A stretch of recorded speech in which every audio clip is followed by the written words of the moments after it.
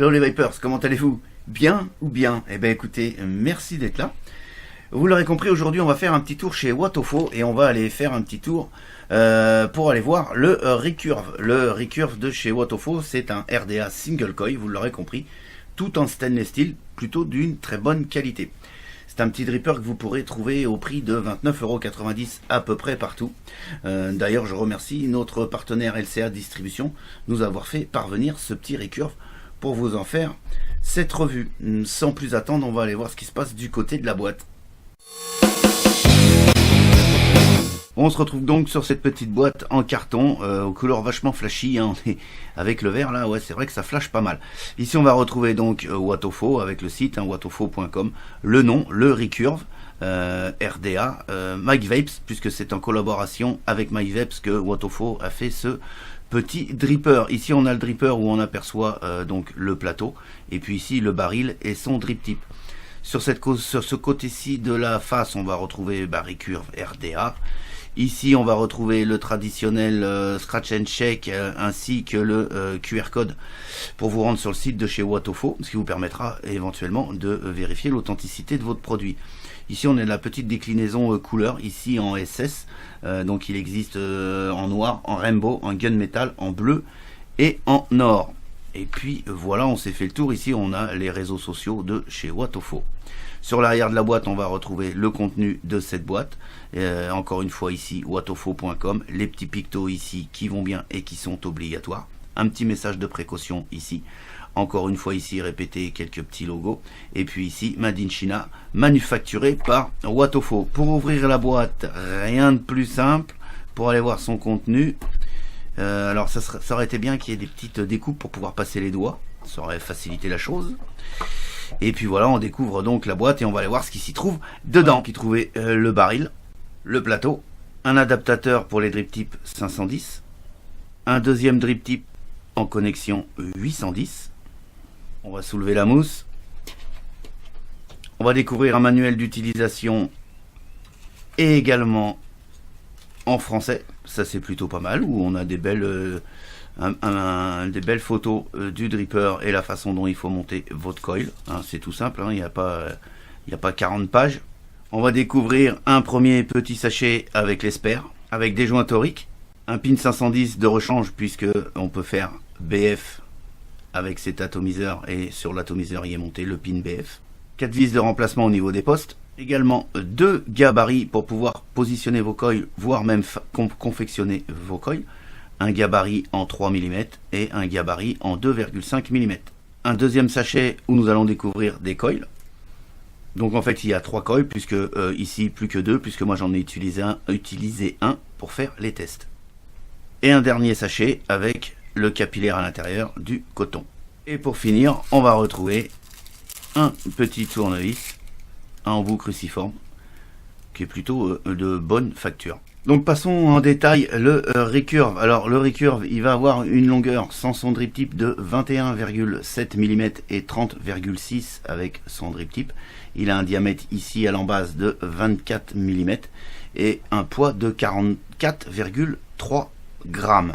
On va commencer par le drip tip. Le drip tip a donc une connexion 510. On est sur un drip tip en résine d'une finition plutôt sympa. La couleur j'aime bien, en même temps j'aime le bleu, donc voilà. Mais honnêtement c'est propre, c'est bien fait.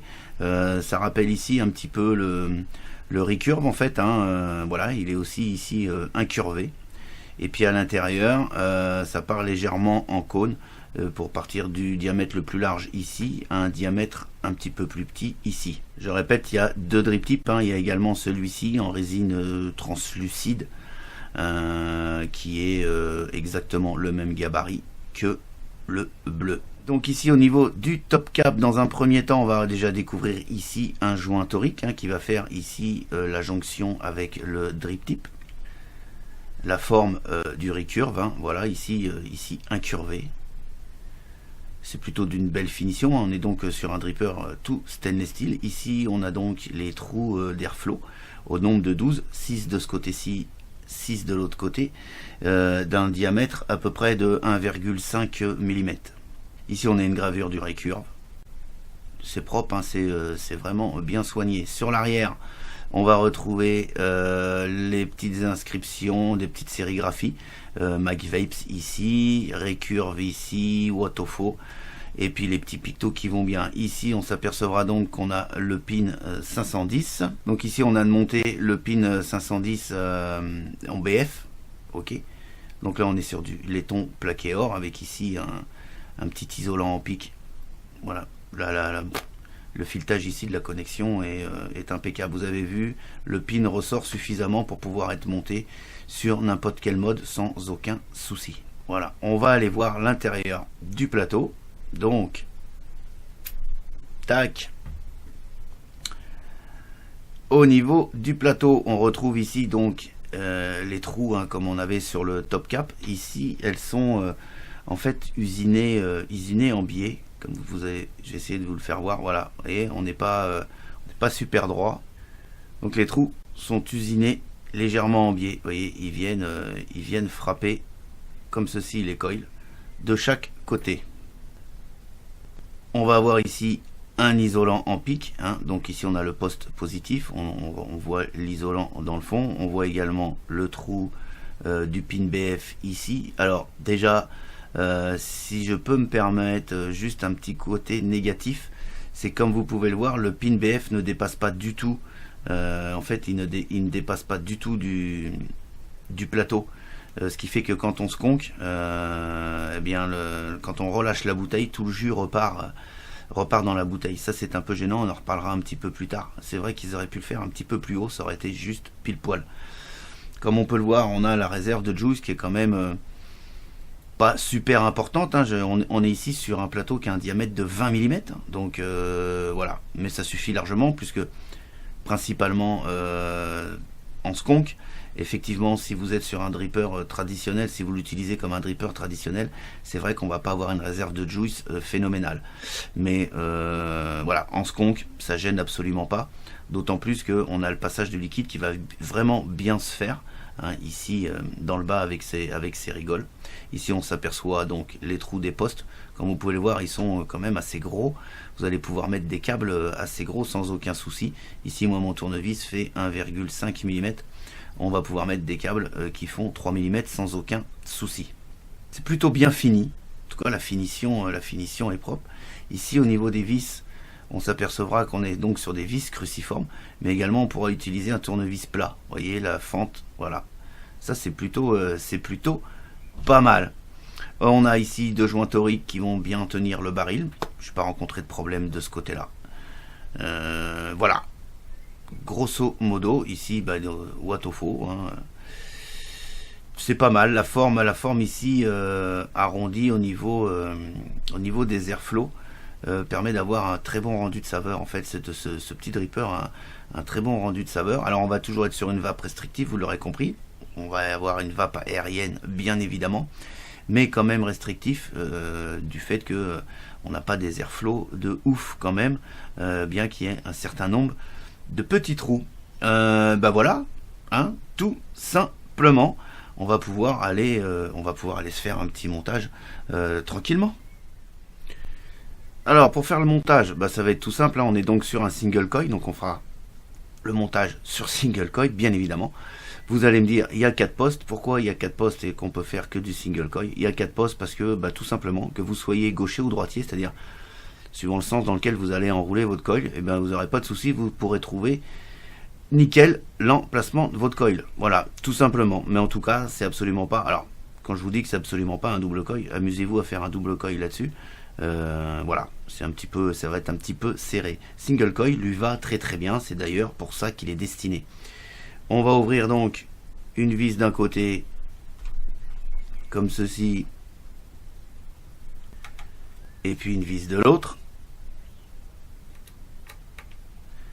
Voilà, et puis ensuite on va prendre donc, alors soit vous prenez les coils qui sont fournis avec, c'est des coils en Ni, tout simplement, qui vous amènent à une impédance de 0.25 ohms. Moi c'est celui-ci que je me suis servi, et voilà comment il a fallu le couper. Alors il existe donc les gabarits, donc ici en 3 mm, puisque les coils qui sont vendus avec font 3 mm. Ça c'est absolument pas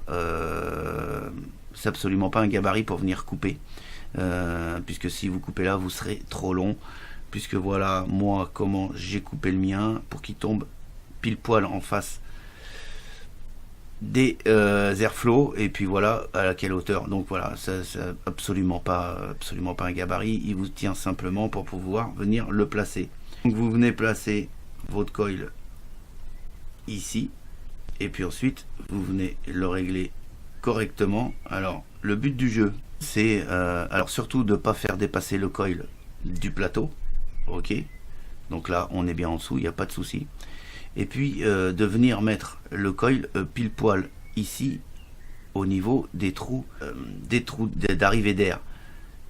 Par contre, comme je vous l'ai dit, on a les trous qui sont obliques, donc on va relever un petit peu le coil ici, et ici on va être sur quelque chose de plutôt pas mal au niveau, comme vous pouvez le voir, des arrivées d'air. On va juste le descendre un petit peu. Voilà, là on est pile dans les trous, et comme ici on est en oblique, voilà les trous, vous les voyez un petit peu au-dessus, mais comme on est en oblique, on va vraiment venir taper le coil comme il faut. Ensuite, eh bien il suffit tout simplement de le maintenir et de venir visser. Donc on visse les coils, je visse correctement, voilà. Et puis ensuite, eh bien, vous prenez votre petit gabarit là, puis vous venez placer ça correctement comme il faut. Dans le milieu, c'est l'idéal. Au niveau de la hauteur, je suis bien dans les trous. Ok, donc mon coil l'air va bien venir frapper directement mon coil. Pas de souci. On regarde. Donc vous voyez 0,25 avec les coils d'origine. On va parfaire un petit peu le placement du coil. Je vais le resserrer un petit peu. Voilà, je le recentre. On est pas mal. Moi, c'est avec ce montage-là que j'ai ressenti les meilleures saveurs. Voilà, pour vous donner un ordre d'idée à peu près, il est placé à ça, en dessous du haut du plateau. Hein, alors vous pouvez le remonter hein, si vous voulez, ça pose pas de souci. En tout cas, moi c'est là que j'ai trouvé une meilleure vape. Il reste plus qu'à faire le cotonnage. Alors vous l'aurez compris, hein, le cotonnage sur ce genre de dripper, bah ça se passe plutôt bien, c'est hyper facile. Hop, vous récupérez le bout de votre coton. On est toujours pareil, pas trop serré, mais pas trop lâche non plus. Impeccable, on vient couper l'excédent de coton. Comme vous l'avez vu, la cuve est pas énorme, puisque on est sur une config quand même BF. Donc voilà, moi j'ai laissé à peu près ça de coton. On vient un petit peu l'aérer, et puis on vient placer ça tout simplement comme ceci dans le fond de la cuve. On l'amène bien dans le fond de la cuve pour qu'il vienne bien récupérer le juice. Pareil de ce côté-ci. Très très simple au niveau du cotonnage. Et ça devrait bien se passer. Ensuite, on va lui mettre un petit peu de juice.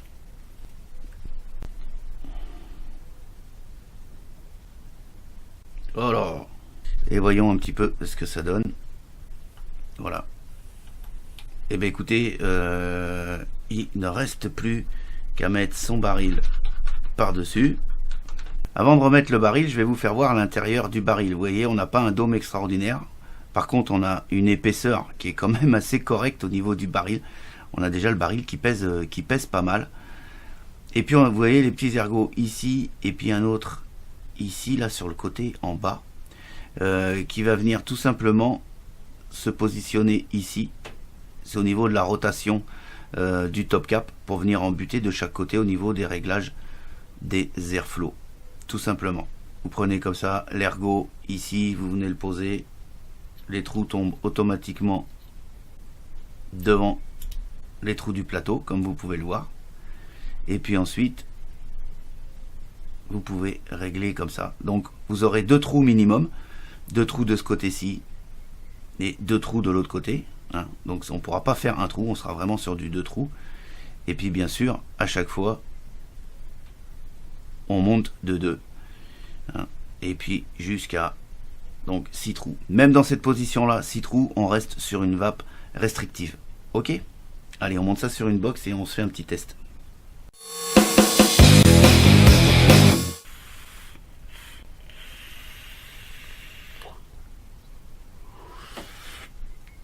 Alors, ce petit recurve, bah écoutez, ce petit recurve, parce qu'il est petit quand même, on est sur un diamètre de 24 avec un plateau de 20 mm. Parce que le corps, hein, le baril est super épais, c'est qualitatif, c'est un très bon rendu de saveur.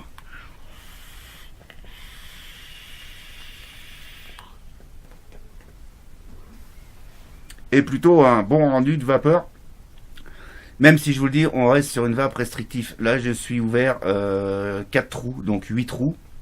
Je vais ouvrir à fond donc sur 12 trous.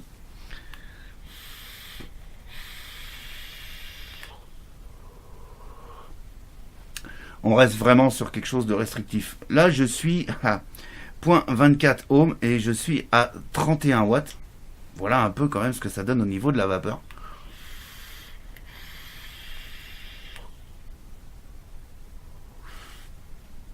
Rien à dire, je suis sur un liquide 50-50. Maintenant, on va voir en réduisant, c'est-à-dire que je vais laisser 2 trous de chaque côté. Donc, on est sur 4 trous. Je suis toujours à 30 watts.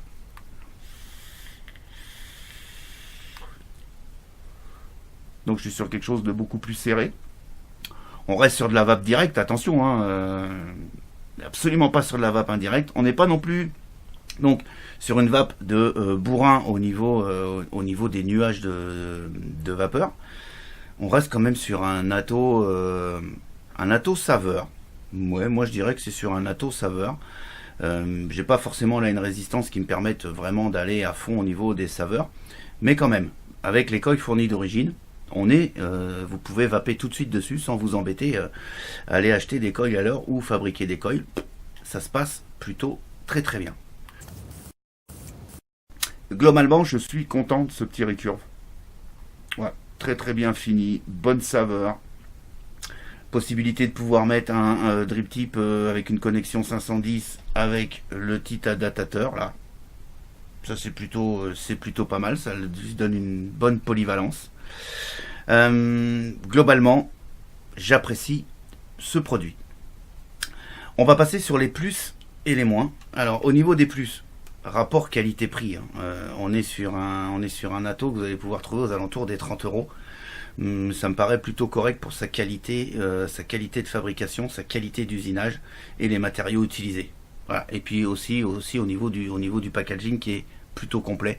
D'ailleurs chez Watofo c'est plutôt toujours complet côté packaging, spare et tous les accessoires qui vont avec. Facilité de montage, vous avez vu la facilité de montage, ça se passe plutôt bien. En plus ils nous ont fourni des petits gabarits au niveau des coils pour pouvoir faire vos coils, hein. En plus vous avez vu, on a quand même 4 postes, c'est-à-dire que vous tourniez vos coils dans un sens ou que vous ayez l'habitude de les tourner dans l'autre sens, aucun souci, vous pourrez venir plugger votre coil, pas de problème. Toujours dans les plus, la qualité d'usinage, c'est super propre, c'est même au niveau du filetage de la connexion 510, au niveau du filetage des vis, des postes plus et moins, nickel, rien à dire sur l'usinage, c'est parfait. Et puis aussi dans les plus, son rendu de saveur, il a vraiment un très très bon rendu de saveur. Il a et puis il a une vape super agréable. Non, franchement. Bravo Watofo, et puis merci à Mike Veps d'avoir mis sa patte sur ce dripper parce que c'est réussi, tout simplement. Au niveau des moins, j'ai eu un peu de mal à trouver des moins, et le moins, alors moi qui me gêne particulièrement parce que je vape beaucoup en BF, quasiment qu'en BF même, c'est au niveau du pin. Je vous ai pas fait voir, je vous fais voir tout de suite. Alors, ce que je voulais vous faire voir, c'est au niveau de la hauteur du pin BF qu'on voit au fond là-bas dans le plateau. Pourquoi ce petit moins qui qui est pas rédhibitoire, hein, je vous l'accorde, mais c'est un petit moins qui aurait été facile de résoudre. C'est-à-dire que quand vous skonkez, là je vais appuyer sur la bouteille de skonk, on a le jus qui monte, si je relâche, ça le respire, vous avez vu? Voilà, ça c'est un petit peu dommage. Essayez de voir, peut-être qu'on voit mieux de ce côté-là. Voilà, j'appuie sur le skonk, ça monte, je relâche et le jus redescend. Vous allez me dire que bon, il y a quand même, ça va aspirer au niveau du capillaire, mais ça fait qu'on n'a pas du tout de réserve de juice et il faut skonker assez souvent malgré tout, puisque c'est assez petit ici au niveau du plateau et il faut skonker assez souvent. Voilà. Donc voilà, vous avez vu, ça, ce côté-là, c'est un peu embêtant, ce liquide qui repart dès qu'on relâche la bottle. Voilà, c'est le seul moins que j'ai trouvé. Il a donc obtenu la note de 4,7 sur 5 au sein du Vapelier, ce qui en fait bien évidemment un top à taux. Voilà. Sur ce, je vous souhaite une excellente journée, une excellente vape, et je vous dis à très très bientôt pour d'autres aventures de la vape. Ciao ciao.